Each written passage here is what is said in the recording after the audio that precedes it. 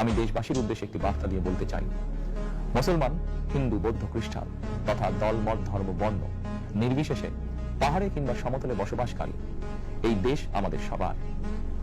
প্রতিটি নাগরিকের জন্যই এই দেশকে আমরা একটি নিরাপদ ভূমিতে পরিণত করতে চাই। জুয়া এবং মাদক নিয়ন্ত্রণে আইন শৃঙ্খলা বাহিনী সব রকমের কঠোর পদক্ষেপ গ্রহণ করছে। দ্রব্যমূল্য যাতে সাধারণ মানুষের নাগালের বাইরে না যায়, এ ব্যাপারে ব্যবসায়ীরা দয়া করে সতর্ক থাকবেন। বর্তমান সরকার ব্যবসায়ী এবং ক্রেতা সাধারণ উভয় স্বার্থ রক্ষা করে প্রয়োজনীয় পদক্ষেপ গ্রহণ করতে চায়। সুতরাং সরকারের পক্ষ থেকে কি ধরনের উদ্যোগ গ্রহণ করলে বাজার পরিস্থিতি নিয়ন্ত্রণে থাকবে কিংবা ক্রেতা বিক্রেতা উভয়েরই স্বার্থ রক্ষা হবে, এ ব্যাপারে আপনাদের যে কোনো ধরনের পরামর্শ কিংবা অভিযোগ শুনতে সরকার প্রস্তুত। ক্রেতা বিক্রেতা গ্রহীতা এই সরকার সকলেরই সরকার। বিএনপি সংসদীয় দলের প্রথম সভাতেই আমরা সিদ্ধান্ত নিয়েছি, বিএনপি থেকে নির্বাচিত কোনো সংসদ সদস্য সরকারি সুবিধা নিয়ে ট্যাক্স ফ্রি গাড়ি আমদানি করবেন না এবং প্লট সুবিধাও নেবেন না।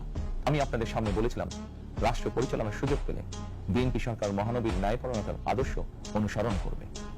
আমি মনে করি বিএনপির সংসদীয় দলের এই সিদ্ধান্ত ন্যায়পরায়ণতার আদর্শেরই একটি অন্যতম প্রতিফলন। অবগঠিত সরকার গঠনের সুযোগ দিতে যারা বিএনপিকে ভোট দিয়েছেন কিংবা দেননি অথবা কাউকেই ভোট দেননি, এই সরকারের প্রতি আপনাদের সবার সমান অধিকার। বিএনপি সরকার বিশ্বাস করে দল, মত, ধর্ম, দর্শন যার যার, রাষ্ট্র সবার।